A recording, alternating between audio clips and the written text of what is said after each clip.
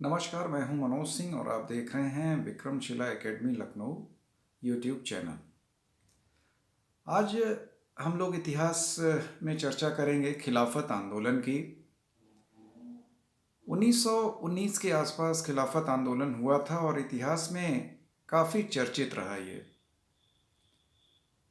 प्रथम विश्व युद्ध चल रहा था और मित्र देश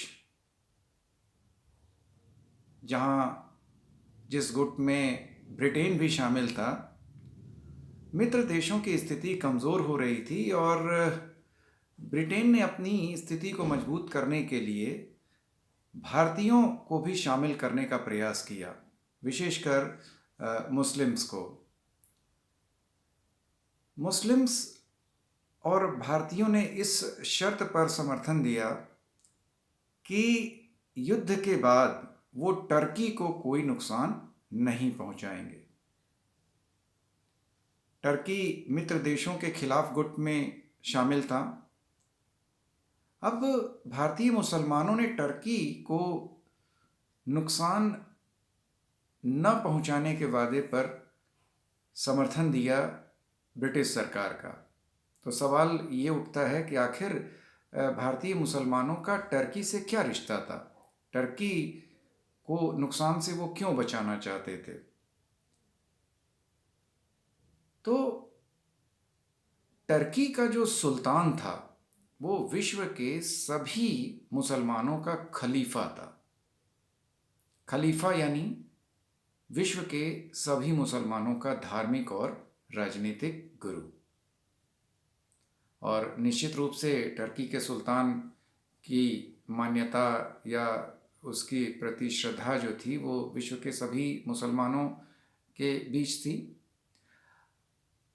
अंग्रेज़ों ने भारतीय मुसलमानों की ये शर्त मान ली कि ठीक है भाई, आप हमें समर्थन दीजिए और हम युद्ध के दौरान या युद्ध के बाद टर्की को कोई नुकसान नहीं पहुंचाएंगे।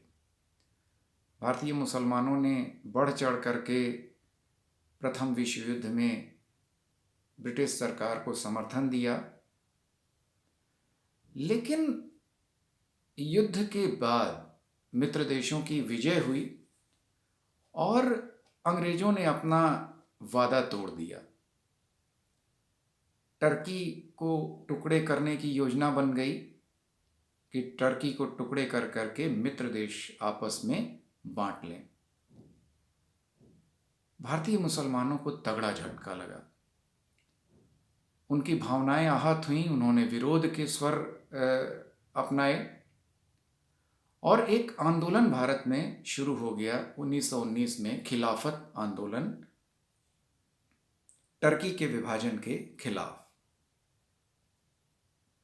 और अपनी बात अंग्रेज़ों तक पहुंचाई गई। आंदोलन के जो प्रमुख नेता थे हकीम अजमल खान, डॉक्टर मुख्तार अहमद अंसारी जो बाद में कांग्रेस के अध्यक्ष भी बने, अबुल कलाम आज़ाद, आप भी कांग्रेस के अध्यक्ष बाद में बने, और दो भाई जिनको अली ब्रदर्स कहा गया, मोहम्मद अली और शौकत अली। तो ये प्रमुख नेता थे खिलाफत आंदोलन के। खिलाफत आंदोलन अंग्रेज़ों के खिलाफ चलने लगा, टर्की के विभाजन के खिलाफ। लेकिन अभी इस आंदोलन का अंग्रेजी सरकार के ऊपर उतना प्रभाव नहीं पड़ रहा था। इसी बीच गांधी जी ने इस मौके को एक अच्छा अवसर समझा और उन्होंने खिलाफत आंदोलन में अपने मुस्लिम भाइयों का समर्थन करने का निर्णय लिया। गांधी जी का सोच ये थी, या गांधी जी का विचार ये था कि अगर इस मुश्किल समय में हम अपने मुसलमान भाइयों का साथ देंगे, उनकी मदद करेंगे खिलाफत आंदोलन में, तो इससे हिंदू मुस्लिम एकता बढ़ेगी और प्रगाढ़ता बढ़ेगी और जो भविष्य के स्वतंत्रता आंदोलनों के लिए काफ़ी उपयोगी होगी। निश्चित रूप से गांधी जी की ये सोच काफ़ी अच्छी थी। गांधी जी ने खिलाफत आंदोलन में मुसलमान भाइयों का समर्थन किया, खिलाफत आंदोलन के नेताओं का समर्थन किया। खिलाफत आंदोलन के नेता भी काफ़ी खुश हुए क्योंकि गांधी जी एक बड़ा नाम थे, उनका काफ़ी प्रभाव था, जनमानस उनके पीछे काफ़ी प्रेरित रहता था। अखिल भारतीय खिलाफत कमेटी का गठन किया गया इस आंदोलन को और तेजी देने के लिए, अंग्रेज़ों के ऊपर और ज़्यादा दबाव डालने के लिए, और इस अखिल भारतीय खिलाफत कमेटी के अध्यक्ष पद पर गांधी जी को रखा गया। लेकिन इसी बीच टर्की में, जहाँ के लिए ये सारा आंदोलन चल रहा था, वहाँ की आंतरिक स्थितियाँ अलग मोड़ ले रही थीं। वहाँ पर एक नया नेतृत्व उभर रहा था, कमाल पाशा। कमाल पाशा के नेतृत्व में टर्की के लोगों ने टर्की में लोकतंत्र की स्थापना के लिए आंदोलन छेड़ दिया, और ये आंदोलन इतना तगड़ा हुआ कि और इसमें टर्की के लोगों का जन सहभागिता इतनी बड़ी रही कि अंततः टर्की के सुल्तान को टर्की छोड़ करके भागना पड़ा।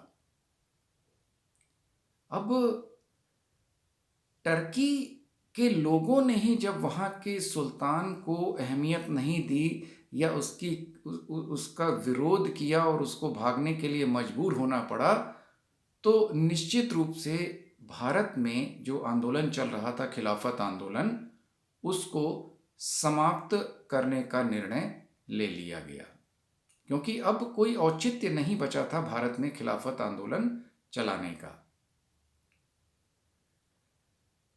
आंदोलन निश्चित रूप से समाप्त हो गया टर्की की आंतरिक स्थितियों को देखते हुए, लेकिन इस आंदोलन ने भविष्य के स्वतंत्रता आंदोलन में मुख्य भूमिका निभाई, और निश्चित रूप से गांधी जी की सोच के अनुसार हिंदू मुस्लिम करीब आए, और जो भविष्य के जो भारतीय स्वतंत्रता आंदोलन थे उनके लिए वो काफ़ी लाभदायक रहे।